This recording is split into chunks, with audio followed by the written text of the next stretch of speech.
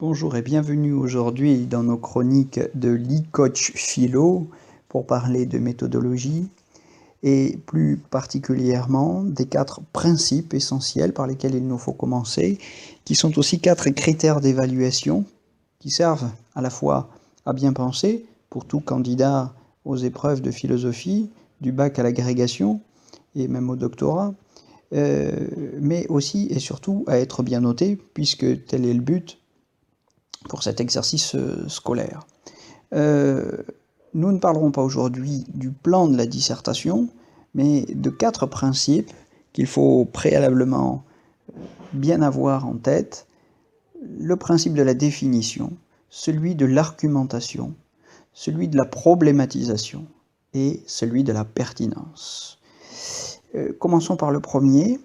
Donc nous disons que une dissertation réussie est une dissertation dans laquelle le candidat s'attache à définir les notions. C'est très important. Définir, ce n'est pas simplement évoquer des notions en passant, c'est les distinguer, c'est différencier les différents sens possibles de ces notions. Je vais prendre un exemple tout de suite. Si je parle de vérité, eh bien, je peux parler de beaucoup de choses. Le terme en lui-même ne signifie pas grand-chose.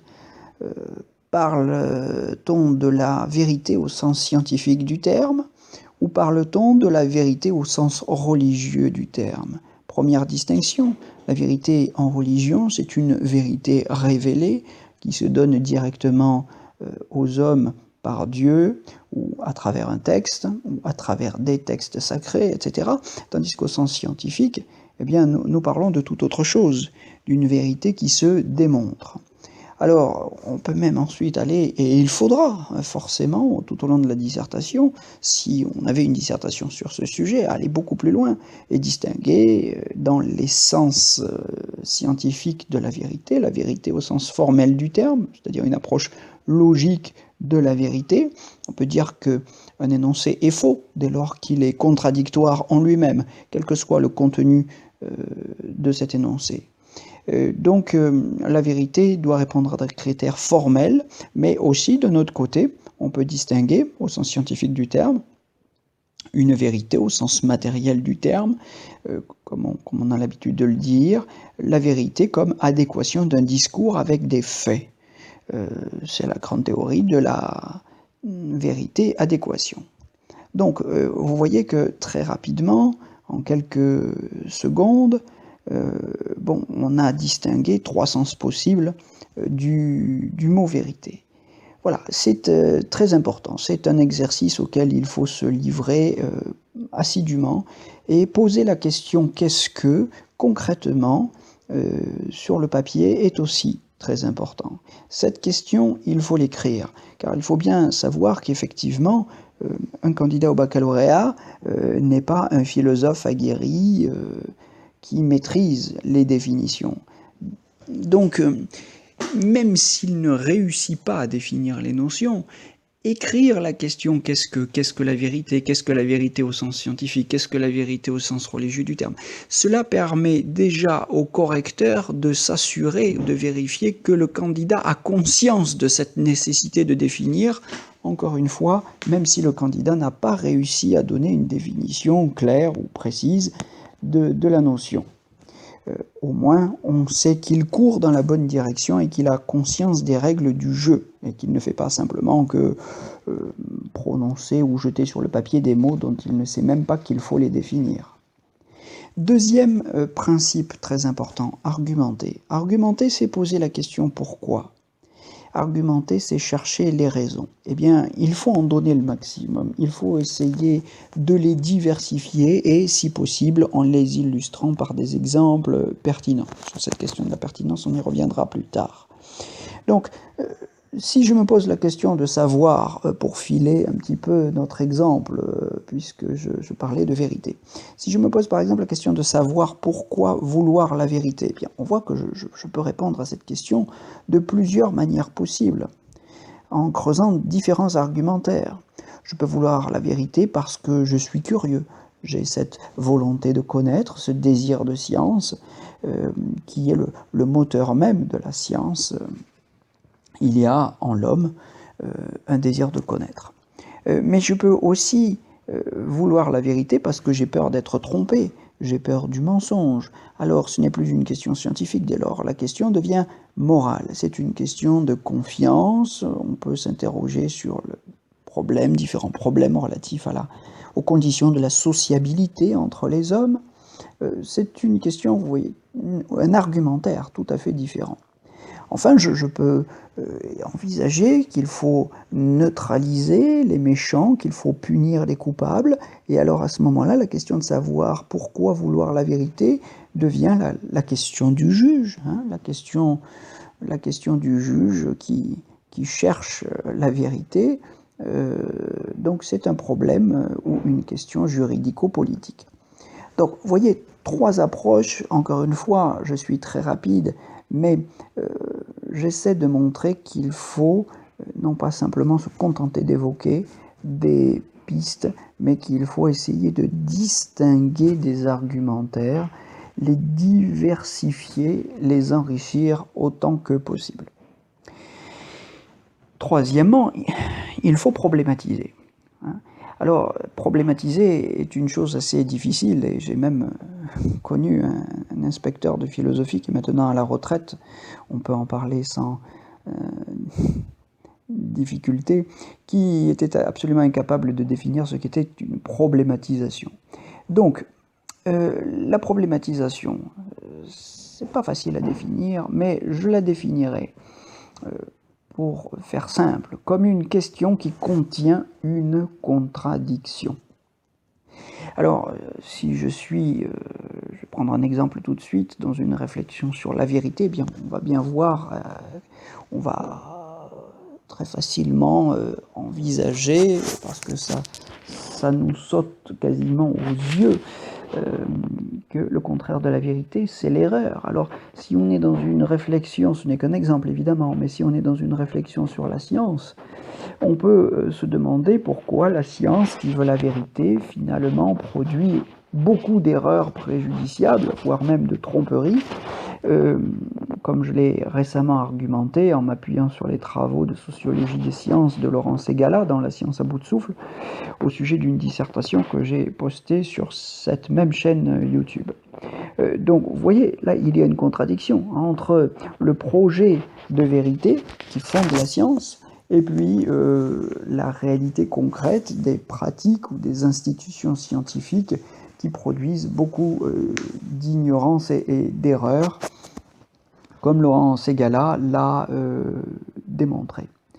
Donc, c'est une contradiction, et cette contradiction va nous obliger à réfléchir, donc à définir, à argumenter, à différencier, et c'est exactement cela qu'on demande à un candidat au baccalauréat.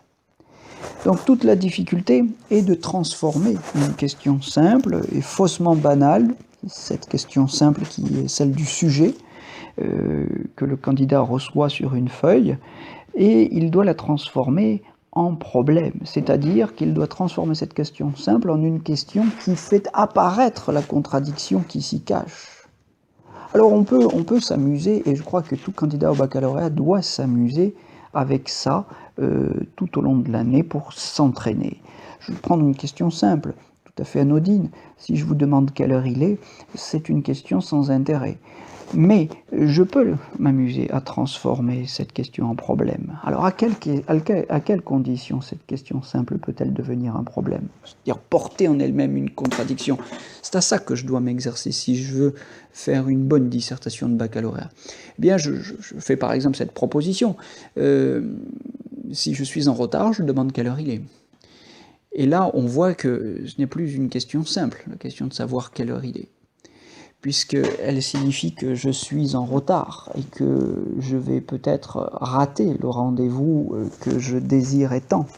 Du coup, il y a une contradiction entre mon désir et les circonstances concrètes, temporelles de la situation dans laquelle je me trouve. C'est cette contradiction qui m'oblige à penser.